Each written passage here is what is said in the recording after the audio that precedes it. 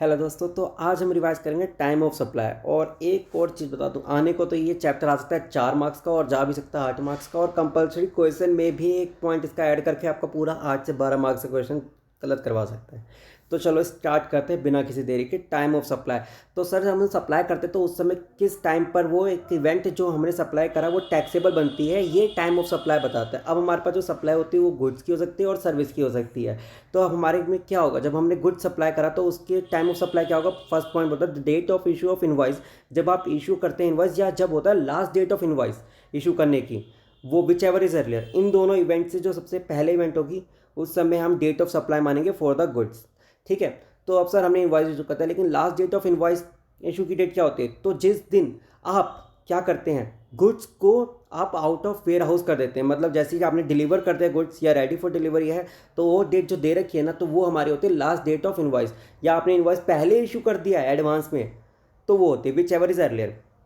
अब हमें एक चीज़ बताओ सर, इसमें लिखा हुआ है as per section 12 liability to pay GST shall arise at the time of supply of goods which will be the date of issue of invoice और delivery of goods whichever is earlier. Simply वही बोल रहा है, liability कब आते हैं पे करने की जीएसटी, जब आपने इशू कर दिया इनवॉइस या डिलीवरी ऑफ गुड्स कर दिया विच एवर इज अर्लियर। ठीक है, यही हमने डिस्कस करा था। Time of supply in case of additional consideration. अगर आपको कोई एडिशनल कंसिडरेशन मिलता है इन रिस्पेक्ट ऑफ गुड्स, मतलब गुड्स की अगर वैल्यू थी 1000 रुपये लेकिन आपको 10-20 रुपये एक्स्ट्रा मिल रहे हैं, या गुड्स की मान लो की कीमत थी 1,00,000 रुपये लेकिन आपको मिल रहे हैं 1000 रुपये, तो जो एडिशनल कंसिडरेशन मिल रहा है in the form of what, late fee, penalty, interest. ये ध्यान रखिएगा, इंटरेस्ट, लेट फी और पेनल्टी, यही 3 वर्ड बोले हुए, इंटरेस्ट, लेट फी और पेनल्टी। और एग्जामिनर इसी में पूछेगा, बोलेगा कि सर इंटरेस्ट हमने इतना चार्ज कर दिया है, क्या आप इसको आप टैक्सेबल इवेंट बोलेंगे। सर नहीं, जब तक आपको एडिशनल कंसिडरेशन रिसीव नहीं हो जाता ना, इसमें लिखा हुआ रिसीव्ड सच एडिशनल कंसिडरेशन, रिसीव्ड सच एडिशनल कंसिडरेशन, जब तक हम उसे सप्लाई में नहीं लेंगे। ठीक है। कभी कभी क्या होता है, अपने इंटरेस्ट को चार्ज कर देते हैं, बाद में वेव ऑफ कर देते हैं, तो हमने पहले ही उसको सप्लाई नहीं माना, तो क्या बाद में सप्लाई मानेंगे? नहीं, आंसर इज नो। ठीक है। In case of banking company, क्योंकि इंटरेस्ट जो हम चार्ज करते हैं, बैंक जो चार्ज करते हैं लोन पे, तो वो तो एग्जाम्प्ट रहता है, एग्जाम्प्ट। लेकिन जो क्रेडिट कार्ड पे जो इंटरेस्ट चार्ज करती है वो टैक्सेबल रहता है। ये भी चीज़ ध्यान रख लेना, ये भी क्वेश्चन आ सकता है, लेकिन इंटर लेवल पे इतना अंदर नहीं जाएंगे, तो ऊपर ऊपर से याद रखिएगा। इंटरेस्ट, लेट फी और पेनल्टी अगर कोई चार्ज किया, जब तक वो आपको रिसीव नहीं होता है तब तक हम उसको सप्लाई की कैटेगरी में लेते हैं। जैसे ही वो रिसीव हो जाता है, जिस दिन रिसीव होता है हम उस दिन मानते हैं कि हाँ ये सप्लाई हो गया है। In case of supply of voucher of goods, अगर हमने कोई वाउचर दे दिया, आपने बिग बाजार में देखा होगा कि आपको 1000 रुपये का 200 रुपये का वाउचर दे दिया है, तो क्या हम उसको supply of voucher of goods को मान लेंगे जो वाउचर दिया उस दिन? नहीं। लेकिन कब मानेंगे? दो चीज़ें होती दोबारा।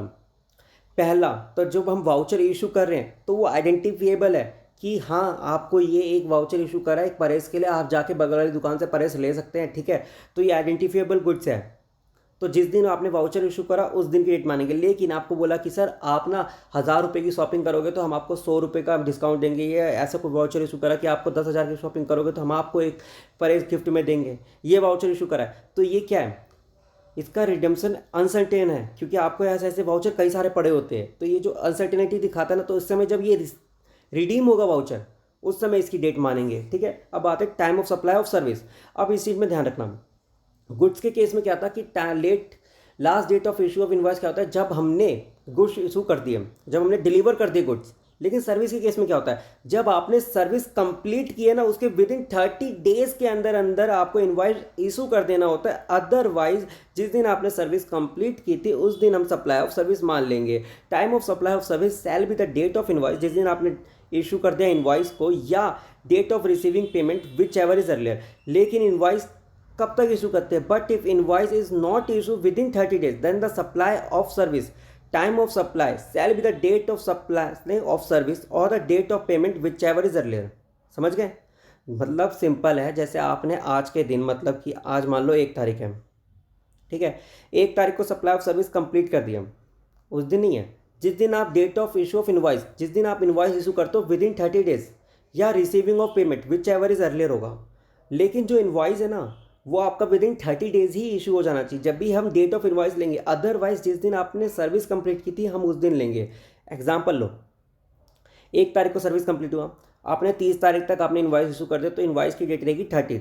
लेकिन आपने इनवॉइस इशू करा मान लो 3 तारीख को, अगले महीने चला गया, तो डेट ऑफ इनवॉइस क्या रहेगी, 1 तारीख को जिस दिन सर्विस कंप्लीट किया, या आपको पेमेंट मिली मानो 2 तारीख को, तो विच एवर इज अर्लियर 1 तारीख। ठीक है। लेकिन आपने इनवॉइस इशू कर दिया 25 तारीख को, आपको पेमेंट मिली 2 तारीख को, तो विच एवर इज अर्लियर क्या होता है 2 तारीख को। अगर 25 तारीख को इनवॉइस इशू करा है, 1 तारीख को सर्विस कंप्लीट हुई थी, 26 तारीख को पेमेंट मिलता है, तो विच एवर इज अर्लियर क्या होगा 25 तारीख। ठीक है, अब इसमें ध्यान रखना गुड्स के केस में एडवांस पे तो जीएसटी नहीं आता है, वो एग्जाम्प्ट कर दिया है by the way of notification, लेकिन सर्विस के केस में एडवांस पे आज भी जीएसटी लगता है, इसलिए date of receiving of the advance payment पे जीएसटी लगेगा in case of supply of service. ठीक है, लेकिन अगर पेमेंट आपको मिलता है in excess of rupees up to 1000 rupees, up to rupees 1000, अगर 1000 रुपीज़ तक आपको एडवांस में कुछ पेमेंट मिल जाती है, तो सर्विस के केस में क्या होगा, उसको बोल दिया है कि ये जब टैक्सेबल सर्विस जब मानी जाएगी, ये आपको दे दिया आपको ऑप्शन कि अगर आप चाहो तो अब भी पेमेंट कर सकते हो, लेकिन जब आपकी सर्विस कंप्लीट होगी उस समय इनवॉइस इशू करके कर सकते हैं up to rupees of 1000।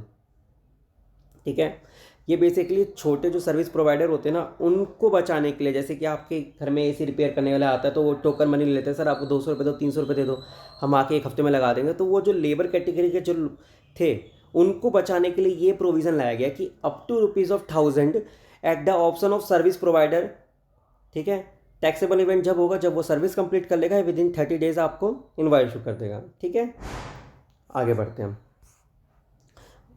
Meaning of receiving payment बहुत आसान, पेमेंट जब आपके बुक्स ऑफ अकाउंट में एंटर करते या आपके बैंक में क्रेडिट होता है विच एवर इज़ अर्लियर।